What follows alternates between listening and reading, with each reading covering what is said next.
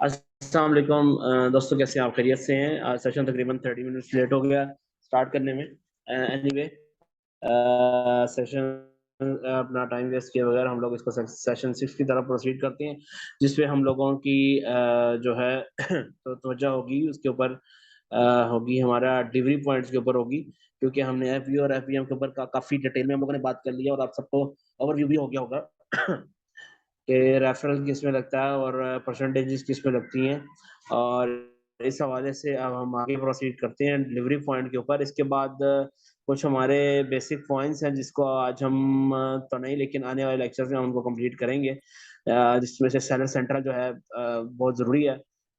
Anyway time को ज़ाया किए बगैर हम लोग इसके ऊपर बात कर लें कि हमारी जो डिलीवरी एफपीए और एफपीएम के थ्रू सिलेक्शन करने के बाद हमारा बेसिक कॉन्सेप्ट होता है, हमने प्राइम कैटेगरी में लाइक करना होता है। इसके लिए हमें चाहिए कि हम अपनी जो प्रोडक्ट सर्विसेज हैं, डिलीवरी सर्विसेज हैं, उसको हम कौन से लेवल तक रखनी है और कौन कौन सी डिलीवरी सर्विसेज हमारे लिए। डिलीवरी सर्विसेज से पहले तो हमारा थोड़ा सा रिव्यू है हमारे शॉपर्स के लिए, जिन्होंने हमसे चीज़ें परचेज़ करनी है, या तो एफपीए वालों के साथ करते हैं या एफपीएम वालों के साथ। इन्वेंटरी को मेंटेन रखना होता है और हमारी अपनी रिस्पॉन्सिबिलिटी होती है, उसकी शिपमेंट वगैरह सारी रिस्पॉन्सिबिलिटी जो है वो होती है आपके मर्चेंट की। और दूसरी जो है वो अमेज़न की है, उसमें जस्ट हमें शिपिंग करनी होती है वेयर हाउसेस में। और इसके साथ ही जो बेसिक है, you just have to decide which one is right for your business. हमने ये फाइनल फैसला करने के बाद हम लोगों ने डिलीवरी में ऑर्डर फुलफिल कर रहे हैं खुद से, तो हमें उसके लिए क्या कुछ अपना जो प्रोडक्शन है हमारी, वो भी हमने खुद शो करनी है और शिपमेंट भी हमने खुद करनी है कस्टमर तक। और अमेज़न चार्जेस जितने भी लाए होते हैं प्रोडक्ट कैटेगरी के हवाले से, वो हमने डिडक्शन करवानी होती है। और शिपिंग सर्विस जो भी कस्टमर सेलेक्ट करता है हमारे अमेज़न पोर्टल पे, उसकी डिडक्शन होती है। और फिर आपकी जो अमाउंट है वो आपको क्रेडिट की जाती है आपके शिपिंग क्रेडिट में। जो भी प्रोडक्ट आपकी टोटल कॉस्ट होती है, इन दोनों की डिडक्शन के बाद आपको क्रेडिट। अच्छा, तो इसके लिए आप अपने जो शिपिंग रेट्स हैं वो ऑलरेडी अपने साथ सेट कर लें। और उसके लिए इम्पोर्टेंट ये है कि आपको उसकी क्या कहते हैं, डिक्लेरेशन आपकी होनी चाहिए, कि आपकी जो प्राइसेस हैं वो प्रॉफिट में भी जा रही हों और आपके जो डिलीवरी एक्सपेंसेस हैं, शिपिंग एक्सपेंसेस हैं, वो भी फुलफिल हो रहे हों। और इसके साथ ही अमेज़न का जो शिपिंग टूल है उसको हम यूज़ कर सकते हैं। शिपिंग टूल्स का मतलब उसकी जो एजेंसीज़ हैं जो ऑलरेडी अमेज़न के साथ काम कर रही हैं, और कस्टमर की क्या रिक्वायरमेंट है, कस्टमर की जो डिमांड्स हैं, वो भी आप फुलफिल करनी होती है कि जौन-सा कोरियर सर्विस कस्टमर ने सिलेक्ट की है, जो अमेज़न पे अवेलेबल है, जो कस्टमर ने सिलेक्ट की हैं उसके ऊपर जो है आपके नाम में शिप करवाना होता है। और आपका ऑर्डर के कंफर्मेशन और उसकी ट्रैक शिपमेंट की रिस्पॉन्सिबिलिटी फिर अमेज़न के पैनल के ऊपर आती है। मेजर बेनिफिट्स हैं अमेज़न के ज़रिए फुलफिलमेंट करवाने के, कि हमारे पास 175 फुलफिलमेंट सेंटर्स हमें मिल जाते हैं। और तकरीबन इनके जो स्पेसेस होती हैं 150 मिलियन स्क्वायर फीट तक होती हैं, जिस पे हमें जो जिनके हम लोग शेल्फ्स यूज़ कर सकते हैं, अपना सामान वहाँ पे सेटल डाउन करने के लिए। और उसके बाद उसकी लेबलिंग, और सॉरी लेबलिंग नहीं, उसकी टैगिंग करके उसको अवेलेबल करते हैं सेल के लिए, ठीक है? और उसकी जो अमेज़न की वर्ल्ड क्लास कस्टमर सर्विस जो है, और रिटर्न्स रिटर्न्स के मैनुअल्स जो हैं, जो भी प्रोसीजर हैं, वो उसको फ़ॉलो करते हुए हमारे लिए आसानी हो जाती है काफ़ी। और प्राइम एलिजिबिलिटी भी होती है। और प्राइम के हवाले से, प्राइम लेबलिंग के हवाले से मैं आपको ऑलरेडी बता चुका हूँ कि ये ऐसी लेबलिंग होती है जो कम से कम टाइम में प्रोडक्ट डिलीवर करती है। और free super saver shipping, super saver में डिफरेंट मतलब फ्रेजाइल प्रोडक्ट्स वगैरह, डेंजरस प्रोडक्ट्स जो हैं वो आपकी बाहिफाज़त जो है आपकी शिपिंग रूट पे आपके कस्टमर तक अप्रोच हो जाती है। और जो कि आपके बिज़नेस को तेज़ तरीन लेवल पे मूव करने की परमिट होता, मतलब आपको एलोकेट करता है कि आप अपने बिज़नेस के ऑर्डर जो हैं वो आप डायरेक्ट फुल एफबीए से करवाएँ, ताकि आपकी जो आपने अपने शिपिंग और आपने कोरियर और अपने पैकेजिंग के ऊपर ध्यान देना है, वही आप अपने एडवर्टाइज़र के ऊपर ध्यान दें, जो कि आपने अभी आने वाले लेक्चर्स में देखना है कि हमने अपनी प्रोडक्ट लिस्ट करने के बाद हमने उसको एडवर्टाइज़ भी तो करना है।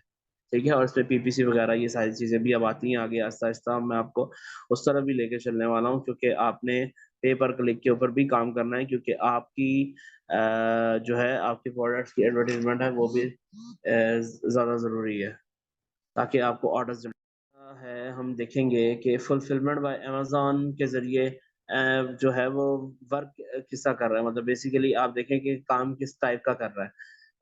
किस तरह आपकी जो अमेज़न के ज़रिए फुलफिलमेंट है वो किस तरह हो रही है। जैसे कि मैं पहले डिस्क्राइब कर चुका हूँ कि ये इन्वेंटरी आपके अमेज़न में जाती है, वो स्कैन करते हैं और अवेलेबल करते हैं सेल्स के लिए। तो फिर हर ऑर्डर के साथ-साथ उसकी पैकेजिंग और शिपमेंट वगैरह और सारी चीज़ें होती हैं, कस्टमर तक डायरेक्टली अप्रोच हो जाती है। फिर अमेज़न जो है पेमेंट कलेक्ट करता है कस्टमर से और पे करता है आपके अवेलेबल फंड्स हर 2 हफ्ते के बाद जो है आपको फंड्स ट्रांसफर होते हैं। अमेज़न की जो कस्टमर सर्विसेज़ हैं वो आपके जो आपके कस्टमर की जो क्यूरीज़ हैं और रिटर्न्स और रिफंड्स हैं उसको भी डिफाइन करता है। इसके साथ ही अ, जो है हमारे पास एक बेसिक चेकलिस्ट है, जो ये आपकी स्क्रीन पर अवेज़ा है, जिस पे हमने इस चीज़ का ख़्याल रखना है कि हमारे पास हम अपने कस्टमर को और अपनी प्रोडक्ट को और अपनी सेल को कैसे ग्रोथ कर सकते हैं और अपने कस्टमर तक हमारी ट्रस्ट बेस्ड प्रोडक्ट्स जो हैं हमारी कैसे जो हैं वो अप्रोच कर सकती हैं। तो उसके लिए ये चीज़ है कि हमने अपनी जो सेलर सेंटर के ऊपर हमें जो आते हैं स्ट्राइक्स आती हैं, स्ट्राइक्स इस किस्म की होती हैं कि हमें जो है वो मतलब आप कह लें कि हमें जो आती है, मतलब हमारे एरर आते हैं किस किस्म के, मतलब आपके अकाउंट के हवाले से, आपकी अकाउंट कन्फर्मेशन के हवाले से, आपके टैक्सेस के मैटर्स के हवाले से, इवन अगर आप एफपीए कर रहे हैं, तो आपको इस चीज़ से मैं ऑलरेडी आपको डिस्क्राइब कर चुका हूँ। एक तो ये छूट भी है, अगर आप एफवीएम कर रहे हैं तो definitely you have to go through with that, और आपके ऊपर वैट टैक्सेस भी फिर एलिजिबल होते हैं अगर आप एफवीएम करते हैं। तो जिसके ऊपर मैं ज़्यादा ज़ोर देता हूँ वो एफबीए, और मैं अपने वीएस को भी यही चीज़ समझाता हूँ हमेशा से कि एफबीए के ऊपर ध्यान दें, बजाय इसके कि आप एफबीएम पे आके अपना और अपने अपने इन्वेस्टर का टाइम और पैसा वेस्ट करें। अच्छा, इसके ऊपर आपने अपने अकाउंट की तरफ तवज्जो करनी है। उसके साथ ही आपने ये चीज़ देखनी है कि आपने प्राइम सेलर फुलफिल्ड प्राइम की जो अपॉर्च्युनिटी है उसको अवेल करना है, ताकि आपकी प्रोडक्ट कम से कम टाइम में डिलीवर हो। और ये जो भी मैं पीपीसी और एडवर्टाइज़मेंट की बात कर रहा था कि आपने उसके कोई ग्रेट डील्स और कूपन वगैरह जो एलोकेट करने हैं, वो भी इसके अंदर अभी हम नेक्स्ट सीखेंगे। और एडवर्टाइज़ किस तरह करना है। आपने अपनी लिस्टिंग को प्रोडक्ट तो आपने लिस्ट कर ली, लेकिन आपने उसको सेल भी तो करना है। और बजाय इसके कि आप उसको वो सिर्फ़ अमेज़न की रिस्पॉन्सिबिलिटी में नहीं आता कि वो अमेज़न जो है आपकी जो है उसके ऊपर प्रोडक्ट को सेल करे। आपने भी अपनी सेल्स को इंक्रीज़ करने के लिए एडवर्टाइज़मेंट अपनी प्रोडक्ट्स की करनी होती है। जो कि पीपीसी की बात है जहाँ तक, पीपीसी में पे पर क्लिक होता है कि आपके ऐड के ऊपर, आपकी चीज़ के ऊपर, एडवर्ट के ऊपर या एडसेंस तो ख़ैर नहीं होता है। एडसेंस तो उसमें लगता है, उस सूरत में लगता है जब आपने एडवर्ट के ऊपर लगा हुआ हो। इन केसेस के एडवर्टाइज़ करने के डिफरेंट मैनुअल्स हैं। डिफरेंट प्लेटफ़ॉर्म्स पे आप कर सकते हो, सोशल और एडवर्ट डिजिटल भी कर सकती हैं।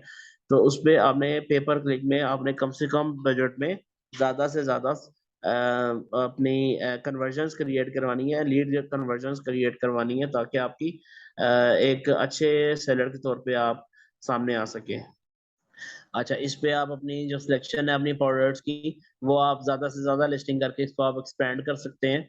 इसको आप इंक्रीज़ कर सकते हैं अपनी चॉइस के मुताबिक और अपनी प्रोडक्ट की डिमांड के मुताबिक। तो इस ये भी एक आपके लिए प्लस पॉइंट है। ये बेसिक चेकलिस्ट है, जिनको आपने चाहे तो याद कर लें, चाहे तो अपने जब लैपटॉप के स्टिकी नोट के ऊपर आप अपने साथ सेव कर लें इसको, ताकि आपके लिए जब भी आप सेलिंग के लिए बैठें या आप अपने अकाउंट की तरफ काम करने की तरफ ध्यान दें, तो आपके इल्म में ये चीज़ होनी चाहिए कि आपने इसकी जो लिस्टिंग है उसमें ज़्यादा से ज़्यादा प्रोडक्ट्स आपने अपनी ऐड करनी है, ताकि आपकी जो सिलेक्शन क्राइटेरिया है वो आपका एक्सपेंड हो सके।